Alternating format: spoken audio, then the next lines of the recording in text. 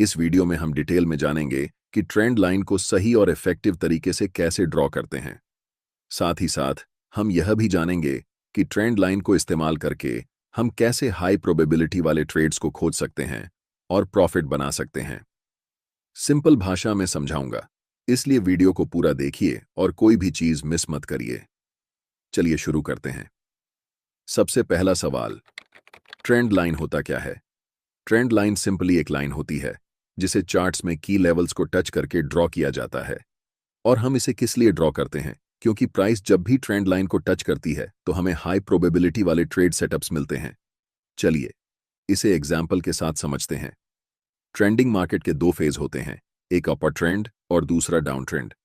अपर trend में price higher high और higher low form करके ऊपर की तरफ बढ़ती जाती है, और इसका जस्ट उल्टा डाउन ट्रेंड है जहां पर प्राइस लोअर लो और लोअर हाई बनाकर नीचे की ओर बढ़ती है। ये एक अपर ट्रेंड का चार्ट है।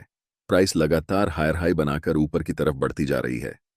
यहां पर हम ट्रेंड लाइन प्राइस के नीचे की लेवल्स को मिलाकर ड्रॉ करेंगे और ये ट्रेंड लाइन सपोर्ट के रूप में काम करेगी। और इसी तरह प्राइस के ऊपर बने लेवल्स को मिलाकर एक ट्रेंड लाइन ड्रॉ कर सकते हैं जो कि एक रेजिस्टेंस के रूप में काम करेगी। अब यह एक डाउन ट्रेंड का चार्ट है क्योंकि प्राइस लोअर लो बनाकर लगातार नीचे की ओर बढ़ रही है। यहां पर हम प्राइस के ऊपर इन लेवल्स को मिलाकर एक ट्रेंड लाइन ड्रॉ करेंगे जो कि सपोर्ट के रूप में काम करेगी।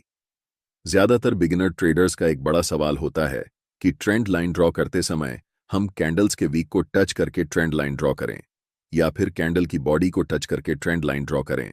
तो इसका जवाब बहुत सिंपल है। कैंडल की बॉडी या फिर कैंडल के वीक से ट्रेंड लाइन को फर्क नहीं पड़ता। सबसे ज्यादा इंपॉर्टेंट बात यह है कि ट्रेंड लाइन ड्रॉ करते समय जितने ज्यादा टच पॉइंट्स होंगे उतनी ही ज्यादा वैलिड और स्ट्रॉन्ग ट्रेंड लाइन कहलाएगी। ऐसे में कहीं वीक टच हो सकता है तो कहीं बॉडी टच हो सकती है या कहीं पर थोड़ा सा डिस्टेंस भी बच सकता है। ऐसा इसीलिए क्योंकि ट्रेंड लाइन सिर्फ एक लाइन नहीं है। ट्रेंड लाइन एक जोन या फिर एरिया की तरह काम करती है। कोई भी ट्रेंड लाइन ड्रॉ करते समय आपको यह ध्यान रखना होगा कि ट्रेंड लाइन कम से कम 3 की पॉइंट्स को परफेक्टली टच करती हो। उम्मीद है कि आप समझ गए होंगे कि ट्रेंड लाइन को ड्रॉ करने का सही और इफेक्टिव तरीका क्या है। अब हम आते हैं दूसरे मोस्ट इंपॉर्टेंट सवाल पर कि ट्रेंड लाइन को इस्तेमाल करके कैसे हम हाई प्रोबेबिलिटी वाले ट्रेड सेटअप्स को खोज सकते हैं और प्रॉफिट बना सकते हैं। चलिए समझते हैं। ट्रेंड लाइन के साथ ट्रेड करने के दो मोस्ट इफेक्टिव तरीके होते हैं। पहला, कंटीन्यूअस पैटर्न के साथ ट्रेड करना। यहां आपको दिख रहा है कि प्राइस एक स्ट्रॉन्ग अप ट्रेंड में है, इसलिए इसके नीचे एक ट्रेंड लाइन ड्रॉ कर सकते हैं। अब जब भी प्राइस दोबारा इस लेवल को टच करेगा तो यहां से रिवर्सल के चांसेस होते हैं। जैसे ही कोई स्ट्रॉन्ग रिवर्सल कैंडल बनता है, हम यहां लाइन के नीचे अपना स्टॉप लॉस रखकर एक बाय पोजीशन बना सकते हैं। नेक्स्ट एग्जांपल डाउन ट्रेंड में देखते हैं। यह एक डाउन ट्रेंड का चार्ट है, इसलिए प्राइस के ऊपरी लेवल्स को मिलाकर हम ट्रेंड लाइन ड्रॉ करेंगे और दोबारा जब भी प्राइस इस ट्रेंड लाइन को टच करेगा तो हमें एक्टिव हो जाना है।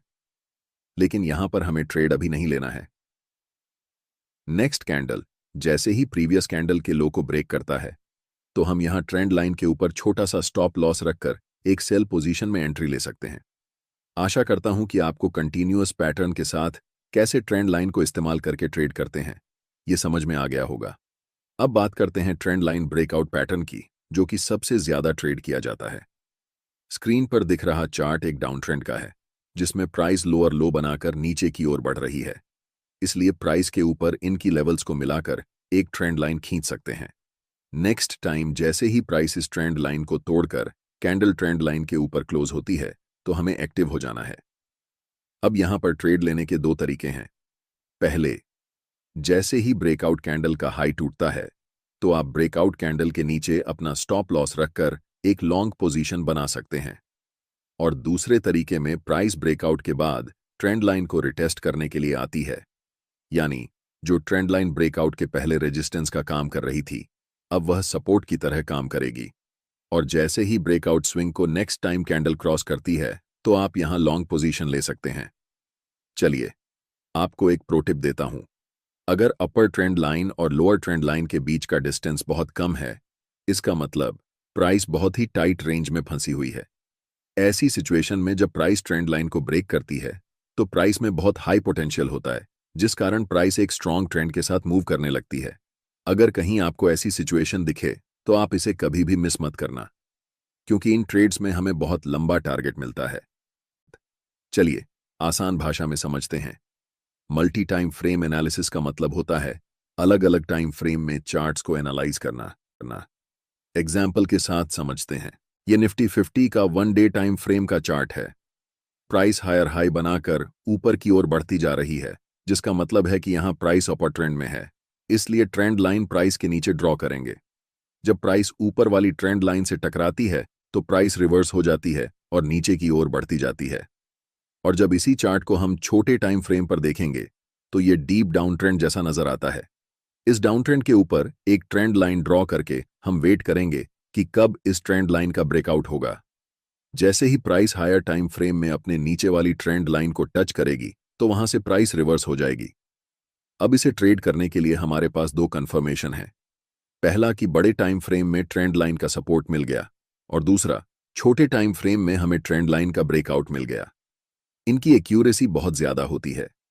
यहां ब्रेकआउट कैंडल के नीचे अपना स्टॉप लॉस लगाकर बड़े टाइम फ्रेम में जो अपर ट्रेंड लाइन है वहां तक टारगेट रख सकते हैं। चलिए इसे एक और उदाहरण के साथ देखते हैं। यह चार्ट अभी हायर टाइम फ्रेम में है। प्राइस लोअर लो और लोअर हाई बनाकर नीचे की ओर बढ़ रही है, इसलिए हम प्राइस के ऊपर और प्राइस के नीचे दोनों जगह ट्रेंड लाइन ड्रॉ करेंगे। जैसे ही प्राइस लोअर ट्रेंड लाइन को हिट करता है तो यह ऊपर की ओर बढ़ने लगती है। और जब इसी चार्ट को हम छोटे टाइम फ्रेम में देखते हैं तो यह चार्ट हमें अपर ट्रेंड में दिखाई देता है, इसलिए हम प्राइस के नीचे ट्रेंड लाइन ड्रॉ करेंगे और ब्रेकडाउन का इंतजार करेंगे। जैसे ही प्राइस ट्रेंड लाइन को ब्रेक करती है और नेक्स्ट कैंडल प्रीवियस कैंडल के लो को तोड़ देती है, तब हम बड़े टाइम फ्रेम में ट्रेंड लाइन के ऊपर अपना छोटा सा स्टॉप लॉस रखकर सेल ट्रेड में एंट्री ले सकते हैं, जिसमें हमारा टारगेट बड़े टाइम फ्रेम की लोअर ट्रेंड लाइन होगी। हमें उम्मीद है कि आपको ट्रेंड लाइन को इस्तेमाल करना आ गया होगा और साथ ही साथ हाई प्रोबेबिलिटी ट्रेड सेटअप्स को ट्रेड करना भी सीख चुके हैं।